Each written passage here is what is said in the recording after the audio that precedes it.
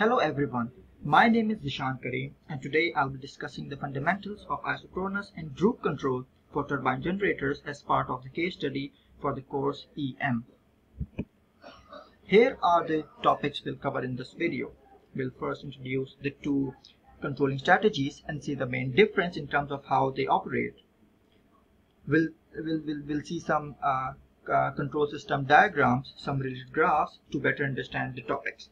Then we'll discuss some examples of isochronous and droop operation using graphical approach and see how these strategies work when there is a single generator compared to when there are two generators operating parallel to each other.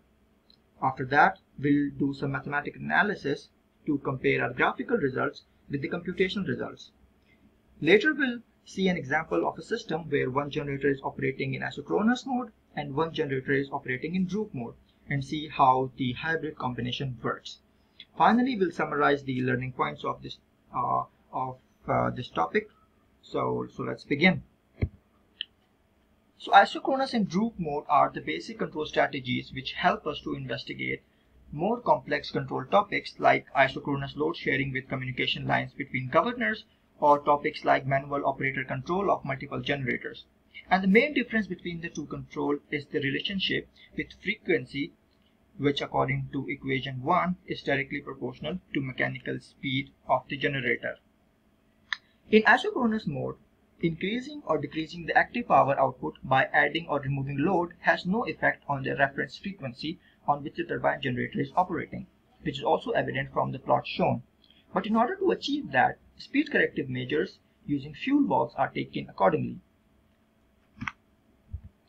In droop control, however, frequency and active power loading are inversely proportional, and each generator has a droop setting which indicates the change that takes place. For instance, if a turbine generator has 4% droop setting, then a 4% decrease in generator's frequency will increase the active power output by 100%. Similarly, if the frequency rises by 4%, then the active power output will decrease by 100%. Moving on. Figure 1 shows a simplified block diagram of the control system. The main building blocks are the gas turbine, the generator, a governor, and an actuator which handles the fuel valve. This control system has a selectable isochronous and droop control with speed sensor, current transformer, and voltage transformers providing the input to the governor to implement either droop or isochronous mode. Figure 2 is a detailed view of the governor implementing the isochronous mode. The speed sensor sends the measured speed, which is compared with the reference speed, and the relevant output is sent to the algorithm, which then sends the signal to the valve. Similarly, figure 3 shows the detailed view of the droop governor. Here, along with speed, power is also compared using the inputs from the current and voltage transformers, and the output signals are sent accordingly. Now we'll look into isochronous mode using graphical approach of some examples. Figure 4 shows a steady-state graph of a turbine generator with no load frequency of 50 Hz. We can see that the frequency remains same as we draw out more power. Now consider another example shown in figure 5. In this example, we have two generators working in parallel but with different no load frequencies.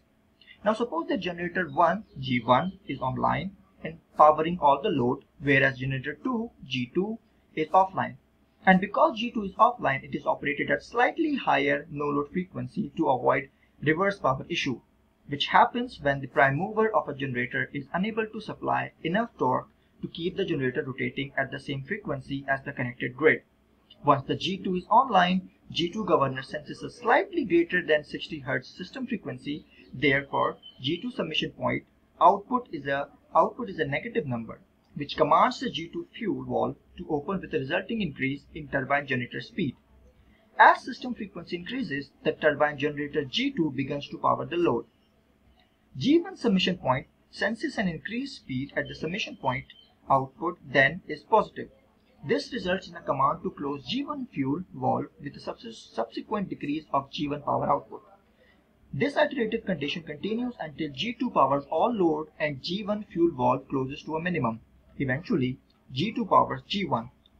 Now with G1 in a motoring condition, the G1 reverse power protection device may trip the G1 generator circuit breaker.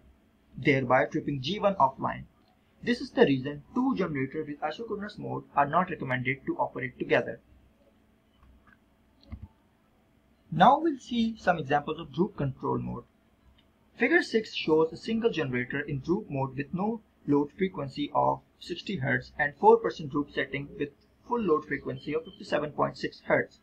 However, this full load frequency would not be acceptable in the industries due to the marginal under-frequency tripping range. A solution to this is shown in Figure 7, where the no load frequency has increased so that the generator can work at 59.4 Hz at 75% load, which is more acceptable. Moving on, a mathematical approach is presented now for a validation of the practical graphical approach approximation used in the examples before. The Droop concept is a straight line that can be analyzed via a basic straight line equation with the given variables definitions. Now consider a single turbine generator with the given specifications. To find operating frequency with 5 megawatts load, we use equation 2 and we'll get 49 Hz, the answer, which is the same as we'll get using the graphical approach as shown in Figure 8. Now consider another example with two turbines operating in parallel and are accepting load with the given specifications. Initially, G1 and G2 are synchronized at 60 Hz. However, G1 no load frequency set point is increased until G1 no load frequency equals to 62.4 Hz. The purpose of this example is to illustrate what could occur when it is desirable for an incoming Droop generator to accept load. Suppose that we have to determine full load power of each generator and the system frequency when the load is 6 megawatts. Calculations show that full load power of G1 is 6 megawatts and full load power of G2 equals to 0 megawatts and the system frequency is 60 Hz. This can be validated from the graphical approach shown in Figure 9, where the turbine generator 1 accepts all the load until the system frequency reaches 60 Hz, and it is after this point that the turbine generator 2 starts to accept load. Next, we'll talk about the hybrid mode. The hybrid control mode illustrates two parallel generators with G1 operating in isochronous mode and G2 operating with 4% governor Droop. Both generators are initially operating at 60 Hz no load frequency. Figure 6 shows G1 operating with an isochronous characteristic at 60 Hz and G2 Droop line with a no load frequency of 60 Hz. Because loading G2 results in a linear decrease in frequency less than 60 Hz, G1 powers the load from 0 to 100%. G2 will not begin to provide output power until G1 has achieved maximum output power and the G1 fuel valve is fully open. For G2 to accept load from a fully loaded G1 isochronous generator without a decrease in system frequency, the G2 Droop line must be slowly increased. Figure 6 shows G2 frequency increased in gradual increments with the 4% Droop line slope of 60 Hz no load frequency used throughout the graph. As the G2 fuel valve is gradually opened and G2 accepts 25% load, the Droop line no load frequency increases to 60.6 Hz, and this is how the load is shared between the two generators. Now to conclude, we discussed the fundamental concept of isochronous and Droop control. We solved examples using graphical approach and then verified those results using mathematical analysis. Lastly, these basic concepts are important to understand other concepts like operating one turbine generator in isochronous and all the other remaining turbine generators in Droop mode. And that's it.